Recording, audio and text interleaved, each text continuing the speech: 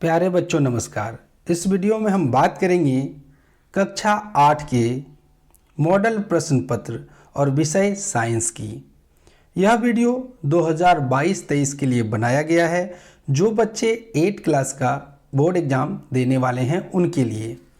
इस वीडियो में हमने कई निर्देश पहले भी बता चुके हैं कि कैसे आपको एग्ज़ाम देना है। इस वीडियो में आपको 50 प्रश्न मिलेंगे और 50 की व्याख्या भी मिलेगी उत्तर सहित। अपना नाम, roll number, registration number, date of exam, seating, faculty name, subject, OMR sheet में जो जगह दिया है वहाँ पर जैसा ही आपको बताया जाएगा निर्देश, उसी हिसाब से भर लेने हैं।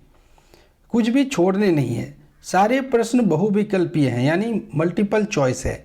तो आपको जो वाला आंसर सही लगता है, और ऐसे तो मैं आपको बताऊंगा कि कौन सा सही लगता है, उसी को OMR सीट में घेरना है। प्रत्येक प्रश्न बनाने बहुत ज़रूरी है और प्रत्येक प्रश्न के एक ही नंबर मिलेंगे, आपको छोड़ना ही नहीं है। जितना मैं बताऊंगा आप उतना कर लेंगे तो आपको अच्छे मार्क्स आ जाएंगे। मार्क्स नहीं आए तो ग्रेड तो आएंगे ही, तो ग्रेड आजकल ग्रेड चलता है। तो चलिए, कलम का इस्तेमाल क्या करना है, तो कलम का इस्तेमाल करना नीला या ब्लू, दोनों में से। अच्छा, जेल पेन नहीं लीजिएगा, जेल पेन में दिक्कत होती हो। आज हम शुरुआत करते हैं अभी पहले प्रश्न से। तो भारत में प्रोजेक्ट टाइगर की शुरुआत कब की गई? 1990 में, 1972-73 में, तो 2007-8 में, या शुरू ही नहीं हुआ? तो प्रोजेक्ट टाइगर की शुरुआत हुई थी 1972-73 में। कब हुई थी? 1972-73 में। तो हमारा ऑप्शन देखते जाइए आप कि कौन सा ऑप्शन है। तो ऑप्शन नंबर बी वाला सही है। फिर कहता है प्रथम कोशिका की खोज, सर्वप्रथम कोशिका की खोज किसने की थी? तो आप सभी पढ़े हुए हैं कि रॉबर्ट हुक ने 1665 ईस्वी में सबसे पहले कोशिका की खोज की थी। अगले प्रश्न की ओर बढ़ते हैं। तो अगला प्रश्न यह कहता है कि इनमें से कौन सा ऐसा मुलायम धातु है जिसे चाकू से काटा जा सकता है? तो आपको मैं कुछ नाम बताता हूँ, जैसे सोडियम है, पोटेशियम है, ये सबको आप चाकू से काट सकते हैं, ये इतना सॉफ्ट धातु होता है।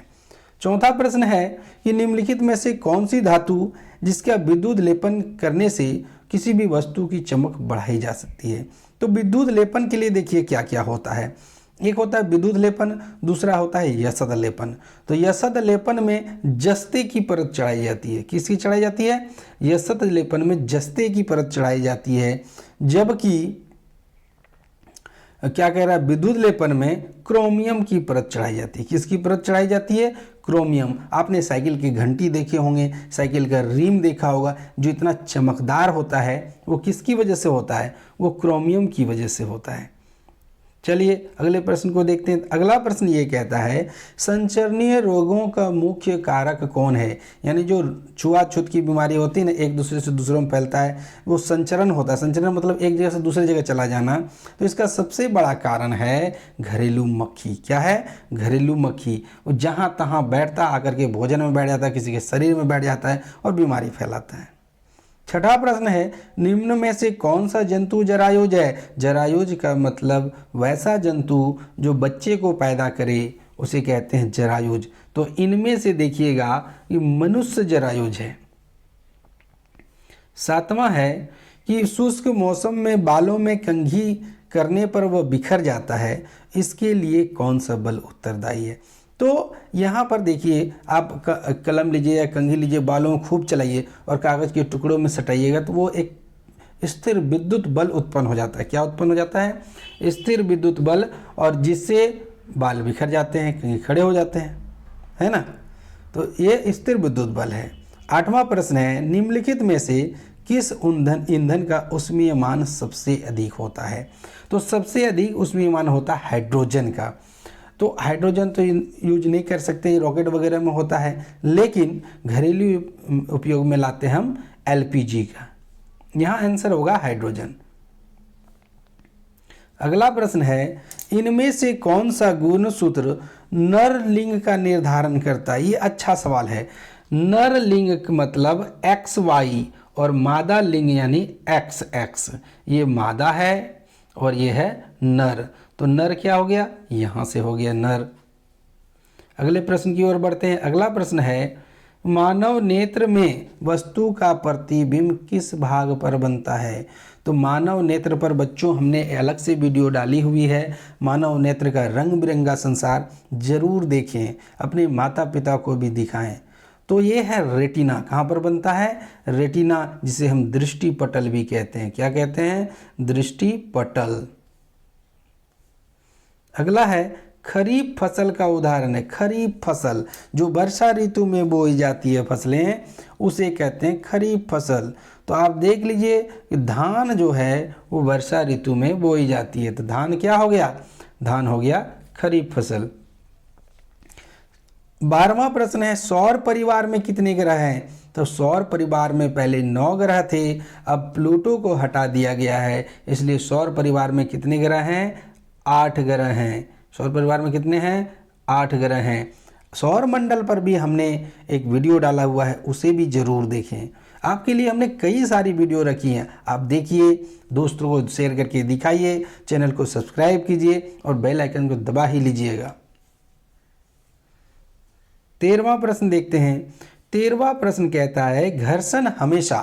तो घर्षण देखिए कुछ मामलों में हानिकारक होता है और कुछ मामलों में लाभदायक होता है। लाभदायक जैसे आपके यहाँ सिलौटी है, वो घिस जाती है तो उसमें छेनी हथौड़ी से घर्षण पैदा करते हैं, तो वो मसाले पीसने लगते हैं। जब चप्पल आपका खिया जाता है, यानी घर्षण खत्म हो जाता है, चप्पल का सोल तलवा चिकना हो जाता है, तो आप फिसल के गिर जाते हैं। तो घर्षण में दोनों बात लागू होती है, कुछ मामले में हानिकारक है तो कुछ मामले में लाभकारी भी है। चलिए अगले प्रश्न को देखते हैं। अगला प्रश्न है पैराशूट बनाने में किस रेशे का उपयोग किया जाता है? तो मेरे प्यारे बच्चों, पैराशूट बनाने में नायलॉन का प्रयोग किया जाता है। किसका किया जाता है? नायलॉन का। मानव कानों की ध्वनि परास यानी श्रव्यता परास कितना सुन सकता है मानव कान? तो ये 20 से लेकर 20,000 HZ तक, 20 से लेकर के 20,000 HZ तक वो सुन सकता है। अगला प्रश्न है भूकंप यंत्र के उपयोग में भूकंप तरंगों को रिकॉर्ड किया जाता है। किस यंत्र के उपयोग से भूकंप की तरंगों को रिकॉर्ड किया जाता है? तो देखिए भूकंप में जो होता है एक भूकंप लेखी होता है, जिसको बोलते हैं सिस्मोग्राफ। क्या कहते हैं? सिस्मोग्राफ। और उसके अंदर एक पैमाना लगा रहता है, स्केल, जिसको कहते हैं रिक्टर पैमाना। तो इसका आंसर होगा भूकंप लेखी। 17वां प्रश्न है विश्व तापन का प्रमुख कारण है। तो विश्व में जो तापमान बढ़ रहा है उसका सबसे बड़ा कारण है कार्बन डाइऑक्साइड की बढ़ती हुई मात्रा, क्योंकि कार्बन डाइऑक्साइड एक गर्म गैस है। अब 18वां प्रश्न कहता है कि संकट उत्पन्न प्रजाति है, इनमें से कौन सा प्रजाति जो संकट में आ गया है? तो आप देख पा रहे होंगे कि बाघ बहुत कम बचे हुए हैं। 19वां प्रश्न है जंतु कोशिका में क्या अनुपस्थित होता है? कोशिका झिल्ली, केंद्रक, कोशिका भित्ति, जीव द्रव। तो आप जंतु कोशिका को जब देखिएगा सूक्ष्मदर्शी से या किताबों में, तो उसमें कोशिका भित्ति का अभाव होता है। 20वां प्रश्न है जल के शुद्धिकरण में किस अधातु का उपयोग किया जाता है? तो आपने ब्लीचिंग पाउडर का नाम सुना होगा, पानी अगर गंदा हो जाता है कुएं में डालते हैं, तो उसमें कौन सी गैस होती है? उसमें होती है क्लोरीन। 21वां प्रश्न है विश्व के सबसे पहले प्रतिजैवी का नाम बताइए। यानी विश्व में सबसे पहले कौन सा एंटीबायोटिक खोजा गया था? तो वो था पेनिसिलिन। कल हमने ऑफलाइन की क्लास में बताया था पानी में हाइड्रोजन और ऑक्सीजन का अनुपात कितना होता है। तो H2O यानी 2 भाग हाइड्रोजन और 1 भाग ऑक्सीजन। निम्न में से किस जीव में द्विखंडन द्वारा जनन होता है? यानी माँ 2 भागों में टूट जाता है और 2 बच्चों का जन्म हो जाता है, और ऐसा जीव है अमीबा। द्रव का दबाव गहराई के साथ बढ़ने, यानी आप अगर द्रव में हैं और गहराई बढ़ेगा तो दबाव क्या होगा? बढ़ेगा कि घटेगा कि कोई फर्क नहीं पड़ेगा? तो देखिए जितना गहराई में जाइएगा दबाव उतना ही बढ़ता जाता है। इसीलिए गोताखोर अपने साथ ऑक्सीजन सिलेंडर लेकर के जाते हैं। 25वां प्रश्न है कि ईंधन के ऊष्मीयमान का मात्रक होता है। तो 1 किलोग्राम में कितना जूल वो ऊष्मा दे रहा है उसे ही हम कहते हैं ऊष्मीयमान। यानी 1 किलो अगर हाइड्रोजन जलाएंगे तो कितना ऊष्मा देगा, तो ये लगभग 5 लाख किलो जूल देगा। तो इसे हम कहते हैं ऊष्मीयमान। 26वां प्रश्न है किशोरावस्था की उम्र है।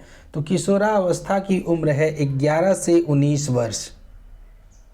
27वां प्रश्न है सामान्य नेत्र के द्वारा पढ़ने के लिए सार्वजनिक सुविधाजनक दूरी है। तो इस पर हमने तो बता ही दिया कि वीडियो अलग से ज़रूर देखिएगा। तो यह है 25 सेंटीमीटर। यदि 25 सेंटीमीटर तक आप पढ़ पा रहे हैं तो आपकी आंख ठीक है। अगर उससे कम या ज़्यादा होने लगे तो फिर आपकी आंख कमज़ोर हो गई है। अब अगला प्रश्न है कि फूलों, फलों और सब्जियों को बड़े पैमाने पर उत्पादन करना क्या कहलाता है? एपीकल्चर, हॉर्टिकल्चर, सेरीकल्चर या इनमें से कोई नहीं? तो एपीकल्चर नहीं है, ये शहद के लिए है, ठीक है। हॉर्टिकल्चर फल फूल और सब्जी के लिए होता है। सेरीकल्चर रेशम के लिए होता है। पीसीकल्चर मछली के लिए होता है। 29वां प्रश्न है कि किस ग्रह को प्रभात का तारा या संध्या का तारा कहा? अगर आपने वह वीडियो हमारी देखी होती तो आपको यह पता चल जाता है। शुक्र ग्रह को भोर का तारा और शाम का तारा भी कहा जाता है। अगला प्रश्न है किस आकृति की वस्तु पर घर्षण कम होता है? आपने यदि नाव की आकार को देखा होगा तो नौकाकार आगे की ओर पतला और बीच में चौड़ा, फिर पीछे की ओर पतला। तो इस प्रकार की वस्तुओं में घर्षण कम लगता है, तरल घर्षण, क्योंकि ये जल में रहते हैं। 31वां प्रश्न है पदार्थ जो प्राकृतिक प्रक्रिया से जैसे जीवाणुओं के द्वारा अपघटित होते हैं क्या कहलाते हैं? जैव निम्नीकरण, जैव अनिम्नीकरण, संश्लेषित रेशा, अपघटक। तो जो जीव जंतुओं द्वारा अपघटित हो जाते हैं उसे जैव निम्नीकरण कहते हैं। 32वां प्रश्न है ध्वनि की प्रबलता किस कारक पर निर्भर करती है? तो ध्वनि की प्रबलता आयाम पर निर्भर करती है।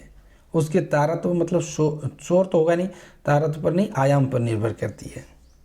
33वां प्रश्न है विपरीत आवेशों के बीच क्या होता है? ये चुंबक का बल है, क्वेश्चन है, ठीक है। तो विपरीत आवेशों के बीच आकर्षण होता है, यानी नॉर्थ और साउथ जब साथ में लाइएगा तो आकर्षित होंगे। अब अगला प्रश्न है हरित गृह प्रवाह यानी ग्रीन हाउस इफेक्ट और विश्व तापन के लिए, ग्लोबल वार्मिंग के लिए कौन सी गैस जिम्मेदार है? कार्बन डाइऑक्साइड, मीथेन, दोनों या इनमें से कोई नहीं? तो देखिए कार्बन डाइऑक्साइड तो है ही, साथ में मीथेन भी है, इसलिए ये दोनों हो गया।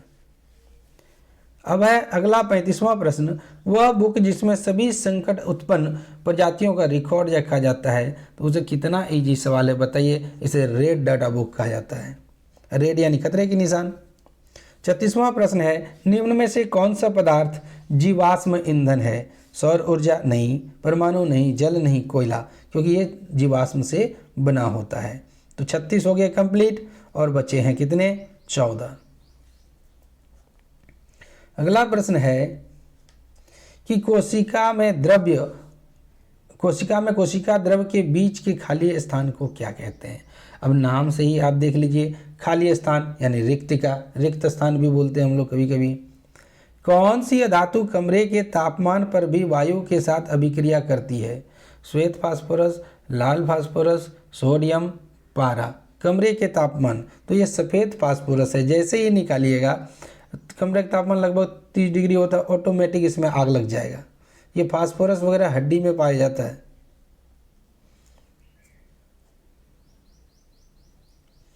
अब है 39 का प्रश्न किण्वन की प्रक्रिया की खोज किसने की थी? तो किण्वन की प्रक्रिया की खोज लुई पाश्चर ने की थी और पाश्चरीकरण भी इन्होंने ही दिया है। अब हम देखते हैं 40वां प्रश्न। तो 40वां प्रश्न कहता है कि जब चालक विलयन में इसमें जब चालक विलयन में विद्युत धारा प्रवाहित की जाती है तो विलयन का रंग बदल जाता है, यह किस ओर संकेत करता है? तो देख लीजिए आपने क्या डाला। तो आपने डाला विद्युत धारा। आपने क्या डाला? विद्युत धारा, और विद्युत धारा के कारण क्या हो गया, रासायनिक प्रभाव उत्पन्न हो गया। अब यहाँ कह रहा है विश्व में सर्वप्रथम एक भेड़ का क्लोन बनाया गया था, मतलब नकली बच्चा बनाया गया था भेड़ का, तो उसका नाम रखा गया था डॉली। क्या नाम रखा गया था, तो उसका नाम रखा गया था डॉली, याद रखिएगा। तो सबसे पहले भेड़ का ही बनाया था क्लोन, परखनली शिशु। अगला है तरल क्या है, तरल मतलब बहने वाला। तो तरल क्या है, तो गैस भी बहता है और द्रव भी बहता है। तो तरल क्या है, द्रव और गैस दोनों है। 43 नंबर का प्रश्न कहता है कि विद्युत उपकरणों में लगी आग बुझाने के लिए सबसे अच्छा क्या है, पानी, पेट्रोल, कार्बन डाइऑक्साइड, तेल। यदि आपने कार्बन डाइऑक्साइड के अलावा कुछ भी छिड़का तो उल्टा ही आपको नुकसान हो जाएगा। लड़के के गले में उभरा हुआ भाग क्या कहलाता है, एडम्स एप्पल या कंठमणि, लैरिंक्स, थायराइड या इनमें से कोई नहीं। तो इसको कहते हैं कंठमणि या एडम्स एप्पल। 45वां प्रश्न कहता है श्वेत प्रकाश में कितने रंग होते हैं, तो श्वेत प्रकाश 7 रंगों का मिश्रण है। कितने रंग होते हैं उसमें, 7 रंग होते हैं। 40 नंबर का प्रश्न कहता है कि एक स्थान पर एक ही प्रकार के बड़ी मात्रा में उगाए गए पौधों को क्या कहते हैं, अनाज, फसल, कृषि, खेती। तो इसको कहते हैं फसल। क्या कहते हैं, फसल कहते हैं। खगोलीय पिंडों के बीच की दूरी को किस में मापा जाता है, तो इसको मापा जाता है प्रकाश वर्ष में।